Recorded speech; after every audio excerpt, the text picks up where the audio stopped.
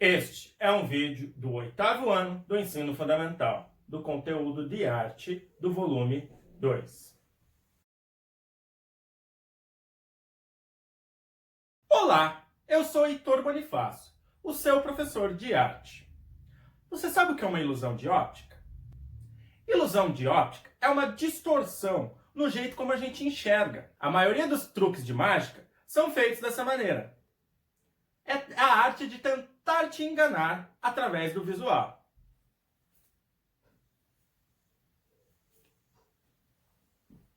A op art é uma arte que usa como base a ilusão de ótica. Vamos ver como que ela funciona? Em 1965, uma exposição no Museu de Arte Moderna de Nova York, o MoMA, intitulada O Olho Receptivo, inaugurou uma arte que pretendia confundir a percepção visual de seus espectadores, a op art. Os artistas trabalhavam com formas e cores, no sentido de provocar uma ilusão de movimento ao olho humano. As imagens pareciam vibrar e se movimentar na tela, causando uma ilusão de óptica. Uma pintora de grande destaque no movimento op art foi a britânica Bridget Riley. O trabalho do húngaro, que morava na França, Victor Vasarely, também foi fundamental para o desenvolvimento da op art. A preocupação primordial dele era a ilusão do movimento, o que conseguiu desenvolver já nos primeiros trabalhos em preto e branco. Posteriormente, Vasarely desenvolveu estruturas com cores que causam um efeito de tridimensionalidade, utilizando diversas figuras geométricas e cores chapadas.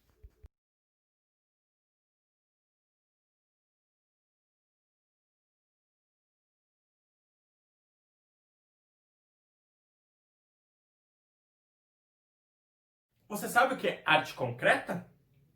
Vamos dar uma olhada no nosso livro? As obras de Victor Vasarely e Max Bill fazem parte do movimento de arte concreta. Essa expressão foi utilizada pela primeira vez em 1930 pelo artista e teórico holandês Theo van Doesburg. No manifesto As Bases da Arte Concreta, o artista estabeleceu alguns princípios para a base da arte concretista. A obra de arte deve ser concebida primeiramente na mente do artista. A obra não deve representar sentimentos, ou seja, o lirismo deve ser excluído. A obra deve conter superfícies e cores. Quadro não tem outro significado além de si mesmo. A construção do quadro deve ser simples, visando a absoluta clareza. A técnica deve ser mecânica e matemática. Van Doesburg faleceu apenas um ano após a publicação do seu manifesto. Contudo, influenciou inúmeros artistas entre 1930 e 1950, sobretudo Max Bill, que deu continuidade ao movimento concretista nas artes plásticas. A proposta da arte concreta era dar enfoque à abstração, partindo de figuras geométricas e superfícies homogêneas. Os artistas desse movimento se inspiravam em conceitos científicos e fórmulas matemáticas. Nos trabalhos de Van Doesburg, como os que veremos a seguir, é possível verificar a análise geométrica feita pelo artista antes da finalização de suas pinturas. São esses quadros ao lado do texto. Você já parou para pensar como tem histórias que mexem com a gente? Você já assistiu um filme, uma novela, e acabou chorando porque aquilo te emocionou? Pode contar para mim, eu guardo o segredo. Essas histórias influem e ressoam com alguma coisa da nossa própria vida. É para isso que existe o palco, o cinema e todo tipo de história. Não são meras ilusões.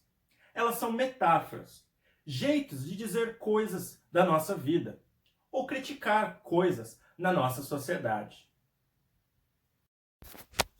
O teatro também pode simbolizar a realidade e suas inúmeras possibilidades de manifestação, além de representar as relações sociais presentes no mundo passado, futuro e contemporâneo.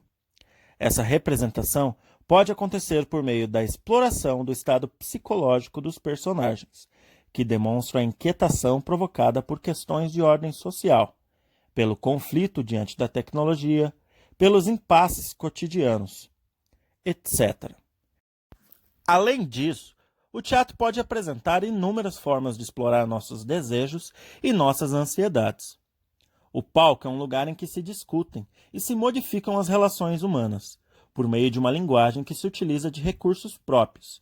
A peça teatral possibilita ao espectador se colocar diante de vidas fictícias, repensando assim a vida real. Um dos mais influentes dramaturgos brasileiros é Nelson Rodrigues. Com sua obra Vestido de Noiva, foi encenada pela primeira vez em 1943 e revolucionou o teatro nacional pela maneira complexa com que Nelson organizou a realidade e os dramas dos personagens. A peça é apresentada em 3 diferentes planos, que acontecem simultaneamente: o plano da realidade, o da alucinação e o da memória. A obra conta a história de uma noiva que acaba de ser atropelada e morre tragicamente. Enquanto é levada ao hospital, a protagonista vive uma profunda jornada interior, na qual é assombrada por lembranças conflituosas de seu passado. A trama vai se desenvolvendo ao mesmo tempo em que acompanha o estado de saúde de Alaide, a personagem principal. A habilidade do autor está em incorporar o gênero da fantasia junto à construção bastante realista dos seus personagens. Você sabe o que é um cenário? Um cenário é isso aqui. Esse pano cheio de notas musicais, esse quadro. São os objetos e formas que compõem uma cena, para que você se sinta mais dentro da representação. No caso aqui, eu quero trazer vocês mais dentro da arte. Quando você vê esse fundo, você sabe que eu sou professor de música. Mas como eu não estou dando aula apenas de música, eu coloquei um quadro, para lembrar que as artes são plurais. O responsável pelo cenário é o cenografista, uma pessoa encarregada de montar a cena com todos os objetos ou efeitos que vão trazer uma imersão. A peça Vestido de Noiva, por apresentar uma estrutura não linear, inicia um processo de modernização do teatro no Brasil. Além disso, a montagem da peça representou uma grande mudança pelo modo com que o espaço cênico foi concebido. O artista Tomás Santa Rosa, responsável pelo cenário dessa peça, foi o primeiro cenógrafo da modernidade artística brasileira, sendo também o primeiro a inserir na cena a ideia de ambientação como parte da concepção do espetáculo. Antes de Santa Rosa, a cenografia do teatro brasileiro atuava somente como pano de fundo, caracterizada apenas pela decoração do espaço cênico. O cenário era composto de painéis pintados, além de acessórios e mobília, desconexos com a cena. Foi com o trabalho desse cenógrafo que o palco deixou de ser uma vitrine decorada. Atualmente, a cenografia é um dos elementos que compõem a cena, podendo ser concebida de acordo com as intenções estéticas previstas para o espetáculo. Por isso, ao longo da história do teatro, o cenário se apresentou de diferentes maneiras, cumprindo funções distintas. Assim, a cenografia se faz presente no teatro com o intuito de atender às necessidades estéticas de cada peça. Apresentada sob diversas formas, ela pode se configurar tanto em painéis pintados, cujo emprego da perspectiva sugere maior amplitude do espaço cênico, como um ambiente realista, organizado de forma que provoque no espectador a ilusão de que o espaço cênico é realmente verdadeiro. No entanto, também é possível que o ambiente de cena se constitua de recursos simbólicos, seja por objetos, seja pelo uso da luz, bem como pela ausência de qualquer elemento. Sim, eu estou gravando isso de outro dia. E como você deve perceber, aqui está bem frio.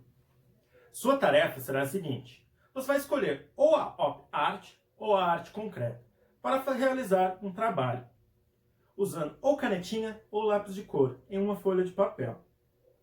Depois, eu quero que você pense e imagine um cenário onde você pudesse colocar essa atividade para ela representar alguma coisa. Combinado? Vejo vocês na próxima. Tchau!